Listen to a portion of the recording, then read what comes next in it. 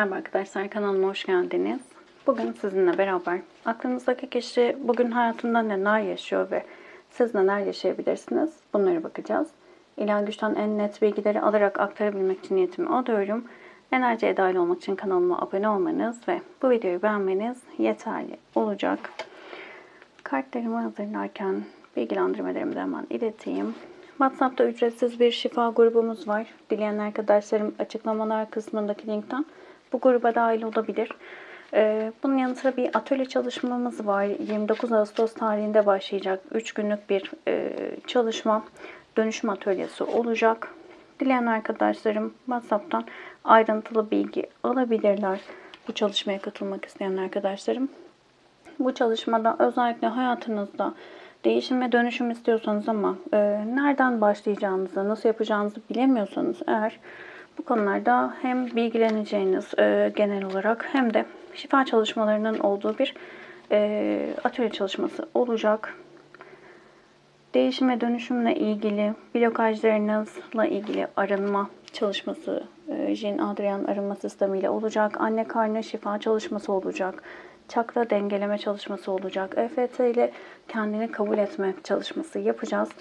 Bunların yanı sıra da ayrıntılı olarak da bilgilendirmeler. Hayatınızdaki sorunları nasıl tespit edebilirsiniz, nasıl yaklaşmalısınız, hayatınızdaki sorunları nasıl okumalısınız? Bunlarla ilgili genel bir bilgilendirmenin olduğu ve bu atölye ile beraber artık hayatınızda önünüze çıkan konuları daha net değerlendirebildiğiniz ve o olanları daha net şifalandırabilme adına donanımlı olduğunuz bir sürece adım atmış olacaksınız. Dileyen arkadaşlarım WhatsApp'tan bilgi alabilirler atölye çalışması ile ilgili. Hemen başlayalım. Şimdi öncelikle aklınızdaki kişi bugün hayatında neler yaşıyor? Buna bakalım. Daha sonra sizin enerjileriniz neler? Bunlara bakacağız. Günün enerjisinde ayın ruhu olarak geliyor. Belirsizlikler ve netlik kazanmamış durumlar var. Karamsarlık, korku ve huzursuzluk duyguları seni esir alabilir. Kendini güvende hissetmeyebilirsin dedi. Biraz sıkıntılı ve melankolik bir enerji içerisinde olduğunu söyleyebiliriz günün enerjisinde aklınızdaki kişi için. Evrensel enerji kartı, çevrenin etkisine açık olmak, empati, şefkat ve duyarlılık, sorumluluktan kaçmak, hayal dünyasında yaşamak. Korkuları çok ön planda olarak geliyor aklınızdaki kişinin günün enerjisinde. Burada öyle bir enerji var ki, korkular ön planda, karamsarlık var. Kupa beşlisiyle bize karamsarlık enerjisinden bahsediyor. Hayatında değişim ve dönüşümün olması gerektiğinin farkında ama buraları göremeyen bir enerjide. Daha çok karanlık enerjilerde diyebiliriz. Yani daha çok bilinçaltının etkisi altında dersek daha doğru olur belki de. Kupa beşlisiyle bazı kaybettiği şeyleri tam olarak sindiremeyen bir enerji içerisinde. O kadar çok kaybettiklerine odaklı ki elindekilerin farkına varamıyor. Elindekilerin kıymetini bilemeyen bir enerji olarak ortaya çıkıyor. Ciddi bir karamsarlık var. Bazen böyle insan yaşadığı sorunların hiç bitmeyeceğini düşünür. Hep benim başıma geliyor bunlar tarzı bir bakış açısı getirir ya hayatına. Böyle bir durumu var. Aslında sistem diyor ki senin elindekiler çok kıymetli şeyler var. İşte kaybettiğin paraysa aslında daha çoğunu kazanabileceğin bir potansiyele sahipsin. İkili ilişkilerse burayı düzeltebilecek, dönüştürebilecek güce sahipsin. Ama öncelikle bu karamsar enerjilerden çıkman gerekiyor diyor. Sessizlik, temizleme, arınma, kabile, yansıtma, dönüş ve iç çocuk geldi. Şimdi burada genel olarak kendi iç dünyasına dönmüş biri olarak geliyor. Yaşadığı şeyler aslında onun sürekli hayatında kısır döngü gibi gelişen şeyler diyebiliriz. Kendi iç dünyasında görmesi gereken alanlar var ama bunu çok anlayabilen bir enerjide değil en azından şu an için diyebiliriz. Daha çok kendi içine dönük bir enerji olarak şu an görünüyor. Bir şey acı duygusu var ya. Yani öyle bir şey ki sanki geçmişinde çok ciddi acılar, sıkıntılar çekmiş olabilir ve bu enerjiyi sanki devam ettiriyor. Özellikle kayıp, bir şeyleri kaybetmekle ilgili bir durumu var. Tabii ki bu herkes için geçerli olmayabilir ama çok sevdiğiniz kişileri kaybedersiniz ya. Yani böyle bir enerjisi var. Bundan korkuyor. Bu tabii ki şu anki hayatında da olabilir. Geçmiş yaşamlardan gelen bir duygu da olabilir. Atalardan aktarılan bir durum da olabilir. Ama acı duygusu çok yüksek diyebilirim. Aslında hayatında birçok şeyi değiştirmek, temizlemek, arındırmak istiyor. Dönüş kartıyla beraber şuna çok ihtiyacı var. Burada daha çok onun isteği olarak burayı hissettim. Bir kişinin ona el uzatmasını, bir kişinin ona ben buradayım demesini. Çok yalnız biri olabilir yani. Bazıları yoruma yazacak bazı arkadaşlarım. İşte yok öyle değil, o şöyle de böyle de. Bakın insanların içteki o duygularını, geçmişte yaşadıklarını bilemeyiz. O yüzden burada içinde çok ciddi bir acı duygusu var diyebilirim. Kabile ve iç çocuk kendini hep dışlanmış hissetmiş olabilir. Ailede, çevre tarafından sürekli dışlanan bir enerji de kalmış olabilir. Ailesinin, akrabaların arasındaki sorundan kaynaklı dışlanmış hissetmiş olabilir. Akrabaların içerisinde dışlanan bir kişi olabilir. O atanın duygusunu devam ettiriyor olabilir bu kişi. Şöyle söyleyeyim, tabii ki herkes için geçerli olmayacak ama kolektif bir açılım. Ama birçok izleyen arkadaşımın aklındaki kişinin atasal gelen duygular, karmalar var diyebilirim. Atalarla alakalı durumlar var. Burada çözülmesi gereken ciddi bir durum var diyebilirim atalarıyla ilgili, ailesiyle ilgili. Özellikle dışlanılmak, kabul edilmemek, varlığının yok sayılması gibi. Ama sanki buradaki o dışlanmayla beraber çok acı çekilmiş gibi. Bazen şöyle de olabiliyor, kabul edilmemiş bir bebek, istenilmemiş bir bebek. Belki hiç kimsenin hiç haberinin olmadığı bir bebek. Tamam, geçelim burayı. Bu enerji çok bir enerji. Tamam, buraya geçtik. Hemen devam edelim. Şöyle söyleyebilirim. Bir aile dizilimine katıldıysanız, daha konuşalım. Kuantum drama ile ilgili bir çalışmaya katıldıysanız, o arkadaşlarım beni çok iyi anlayabilir. Çünkü özellikle aile dizimine temsilci olarak bile olsa katılmanızı o kadar gönülden isterim ki, o kadar harika bir şey ki. Özellikle böyle çok kontrolcüyseniz, çok analitik çalışıyorsa zihniniz, böyle çok kontrol edip her şeyi kabul etmeyen bir yapınız varsa bu tür çalışmaları deneyimlemelisiniz. Gerçekten çok farklı bir enerji. İnsan, ya ben de çok bir şeyin doğruluğunu kabul edebilmek için çok fazla kanıta ihtiyaç duyan biriyim. Daha önce de söylemiştim. O yüzden benim için Joe Dispenza çok kıymetlidir. Çünkü o tıp doktoru ve onun hayatında da zaten çok ciddi değişim ve dönüşümler gerçekleşmiş. Yatalak ciddi şekilde bir sanırım motor kazasıydı. Yanlış hatırlıyor da olabilirim ama motor kazasıydı sanırım. Çok uzun süre böyle felçli ve doktorların artık yani hareket edemez, hiçbir şekilde hayatına devam edemez dedikleri noktada sadece bu şekilde beynin gücü, düşüncenin gücüyle kendini iyileştirmiş biridir. Ve o kadar güzel çalışmaları var ki özellikle ya benim için bir şeyin doğruluğu matematiksel bir ifadeyle olmalı diyen arkadaşlarım birçok çalışması var. Bu tarz beyin gücü, düşünce gücüyle ilgili çalışma yapmadan önce sporculardan tutun da birçok alandaki kişilere ölçümleme yaparak kanıtları çok fazla var, öyle söyleyeyim. Özellikle ya inanıyorum ama inanmıyor gibiyim diyen arkadaşlarım kesinlikle araştırmanızı tavsiye ederim. Nereden geldim buraya? O acı duygusundan. Şimdi örneğin bir aile diziminde temsilciyseniz ve ölmüş birinin temsilcisiyseniz, seçilmişseniz onun yerine örneğin işte ayaklarınızın buz tutması, morarması, bakın fiziki şeylerden bahsediyorum. Bunları hissediyorsunuz. Böyle bir enerji. Çok ciddi bir acı çekilme durumu yaşanmış diyebilirim. Tamam, çok uzatmıyorum. Hemen devam edelim. Şimdi gün enerjisinde neler yaşayabilir iş hayatında, sizinle ilişkisinde ve aile hayatında dediğimizde. Şimdi iş hayatında biraz korkuların olduğu bir sürecin içerisinde diyebiliriz. Maddi kayıptan korktuğu, hatta maddi kayıp yaşadığı bir süreçte olabilir. Burada bazı yalanlar, doğru gitmeyen işler, fazla beklentiden kaynaklı yaşanan bazı sıkıntılı durumlar olabilir.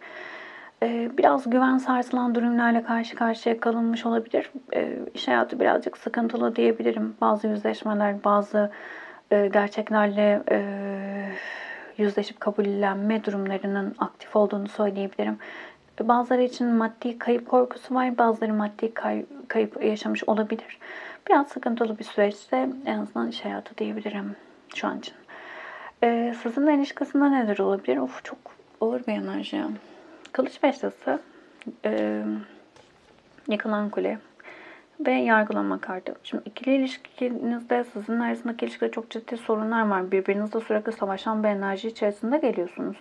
Çok fazla yargılamam var. Burada öyle bir enerji var ki birbirinizle, ikiniz için de aynı şey geçerli. Yakıp yıkan, sonunu düşünmeden konuşulan cümleler, belki altından kalkılamayacak sözler, çok ciddi ağır bir durumun içerisinden çıkmış olabilirsiniz. Ya da diyorsanız ki ben böyle bir şey yaşamadım. Umarım yaşamamış olun zaten, ama burada kendiyle savaşan bir enerji içerisinde olabilir. Aranızda bazı biten durumlar ya da bitme ihtimali olan durumlarla ilgili bir savaş veriyor olabilir aklınızdaki kişi. Sizi çok fazla yargılıyor olabilir.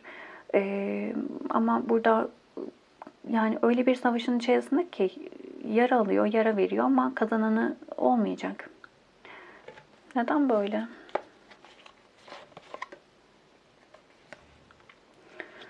Kılıç Prensi. Eşten kaynaklanan sorunlardan bahseder. Tartışma, huzursuzluktan, ağır eleştiri duymaktan bahseder. Siz de çok farkında olmadan eleştiriyor olabilirsiniz. Özellikle kaygılı biriyseniz eğer, karşınızdaki kişiye kaygılarınız arttıkça böyle gözünüz dönüyor olabilir. Yani bir sürü şey söylüyor olabilirsiniz. Bu birazcık sıkıntılı bir durum ortaya çıkarıyor olabilir. Özellikle buraya sadece uyan arkadaşlarım alsın. Yani evet, benim gözüm dönüyor, ben ne dediğimi bilmiyorum bazen diyen arkadaşlarım için. Ama hayır, bizim böyle bir durumumuz yok diyen arkadaşlarım için de. Burada partnerle ilgili ön yargılar çok fazla olabilir. İşte örneğin işte karşı cinsle ilgili kadınlar işte aldatır, kadınlar işte şudur budur ya da erkekler şudur budur, erkekler aldatır gibi ön yargıyla bakılan kodlamalar olabilir. Bilinçaltı kodlamaları olabilir. Biraz sıkıntılı. Aile hayatında neler olabilir dediğimizde. Şimdi aile hayatında da yaşanan sıkıntılı bir durum var. Bakın, burası genel olarak hayatın her bir alanını kaplamış bir durum var diyebilirim burada. Aile içerisinde yapılan bir hata var ve bu hatayı, ki aklınızdaki kişinin yapmış olma ihtimali çok çok yüksek diyebilirim. Bu hatanın ortadan kalkması, bu hatanın telafi edilebilmesi adına bir adım atacağı bir sürece doğru gidiyor diyebilirim. Bir adım atma isteği var. Kupa Şövalyesi ile beraber burada daha sevgi dolu, daha sakin enerjileri geçme isteği için küçük bir adım atacağını, iletişime geçme durumunun olacağını söyleyebilirim aile hayatıyla ilgili. Güneş kartı da burada artık o hatanın kapatılması, o hatanın şifalandırılabilmesi adına bir istek içerisinde olduğunu söyleyebiliriz aklınızdaki kişi için. Devam edelim. Ağır bir enerji. Şimdi onun hayatında olanlar bu şekilde. Bakın burada bazılarınız anlam veremiyorum onun hareketlerine diyor olabilirsiniz, ama örneğin atalardan gelen böyle bir acı durumu, böyle bir sıkıntılı bir süreç varsa, o atayla kendini özdeşleştiriyorsa, bu tür şeyler yaşaması, düşünmesi çok normal diyebilirim. Yani size garip gelebilir ama onun yaşadığı ya da hissettiği duygulara göre normal diyebilirim. Şimdi sizin hayatınızda neler olabilir, buna bakalım. Kılıç altılısı, karın ruhu. İçinde bulunduğun durum sana soğuk hissettiriyor. Karın dondurucu soğuğu seni tepkisizleştiriyor dedi. Evrensel enerji kartı, şans, fırsat, popülarite, yıldızının parlaması, güç ve istikrar. Şanslı olduğunuz bir sürece doğru giriş yapıyorsunuz ama bu biraz sanki iş hayatı gibi diyebiliriz. Özel hayatta sevgiye çok ihtiyacınız olan bir süreçte olabilirsiniz. Sevgiyi çok fazla hissedemediğiniz bir sürecin içerisinde olabilirsiniz. Burada birazcık sevgisizlik hissi var.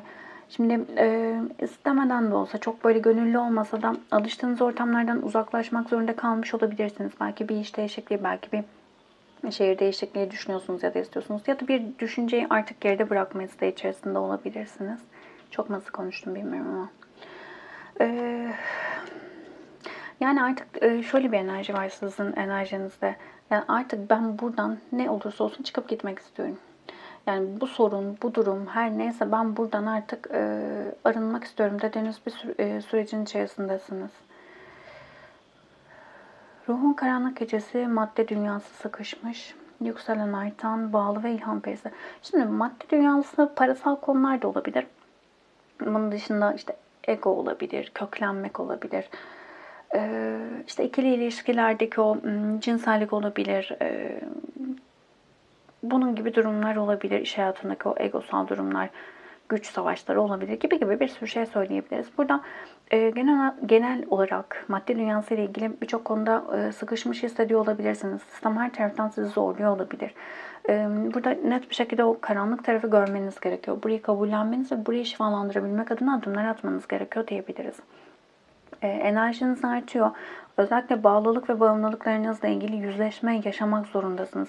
Paraya karşı olabilir, düzene karşı olabilir, bir düşünceye karşı olabilir, aileye karşı olabilir, karşınızdaki partnere karşı olabilir. Buradaki durum her neyse burayı şifalandırmanız gerekiyor. Çok net bir şekilde bağımlılıklarınız var. Sevgiye bağımlı olabilirsiniz, ilgiye bağımlı olabilirsiniz. Bir sürü şey söyleyebilirim ama parayla da alakalı bazı şeyler olabilir. Korkular olabilir. Şimdi burada mutluluğunuzu paraya bağlıyor olabilirsiniz. Parasal olarak zorluk yaşadığınız bir süreçten geçiyor olabilirsiniz. O kaygılar sizi daha da böyle zorluyor olabilir.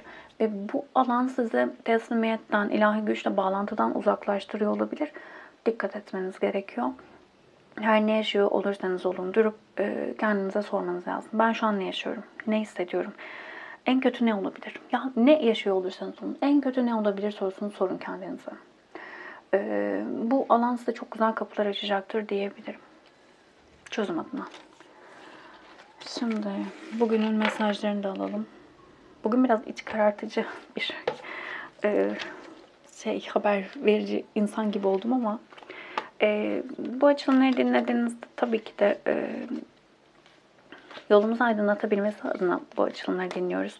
Burada örneğin sıkışmış hisseden, bu duyguda olan arkadaşım çaresiz olmadığını, her şeyin değişip dönüşebileceğini kendine hatırlatman gerekiyor. Bu şekilde değerlendirirseniz çok çok daha katkısı olur. Sonraki bölüme güvenin dedi. Bu hikayenin yazarı sizsiniz. Ama buraya güzel şeyler yazarsanız güzel şeyler gelir karşınıza. Negatif, yargılayıcı, mutsuzluk içeren şeyler yazarsanız da bunlar devam eder. Lütfen burayı unutmayın. Ne yaşıyorsanız siz oluşturuyorsunuz bu hayatı. Bir tane de olumlama kartı alalım. Peri kartı, dostluk kartı geldi. Hemen okuyorum. Şöyle. Periler ve insanlar benzer şekilde arkadaşa ihtiyaç duyarlar. Hayallerinizi gerçekleştirme yolculuğunuzda sizi destekleyecek ve cesaretlendirecek kişileri aramanın şimdi tam zamanı. Biraz sosyalleşmeniz, biraz farklı ortamlara girmenizde fayda olabilir. Biraz önce kılıç altılısı geldi ya. Kılıç altılısı alıştığınız sosyal ortamdan da uzaklaşmayı aktarır bizde farklı bir anlam olarak. Burada belki de bulunduğunuz alan, ortam size iyi gelmiyor olabilir. Farklı alanlara, farklı arkadaşlıklara niyet etmenizde fayda olabilir. İşaretlere inan dedi. İyi insanların varlığına inan, hayallerin gerçekleşeceğine inan, mutlu bir ilişkin olabileceğine inan, bir gün her şeyin kolaylıkla düzeleceğine inan. Aldık, kabul ettik. Bugünün olumlaması. Sağlığımı önemsiyorum. Bu yüzden bana iyi gelmeyen kişilerden, durumlardan, ortamlardan, tartışmalardan uzaklaşıyorum. Farkına vardıkça hayatım anlam kazanıyor. Buraya son noktayı şöyle koyacağım. Bu video denk geldiyseniz özellikle arkadaş ortamınızı çok iyi değerlendirin. Sizin iyiliğinizeymiş gibi konuşan ama enerjinizi düşüren, enerjinizi sömüren, hatta mutsuz olmanız için sizi yönlendiren kişiler olabilir. Bakın burada bu videoyu izleyen arkadaşım, bugünkü sizin en net dikkat etmeniz gereken buradan gelen mesaj, arkadaşlar iyi değerlendirmeniz gerekiyor. Teşekkür ederim vakit ayırdığınız için. Kolektif bir açılım, hepsiyle uyumlanamayabilirsiniz. İçerisinden mesajlar almaya odaklanın lütfen. Başka videolarda görüşmek üzere. Hoşçakalın.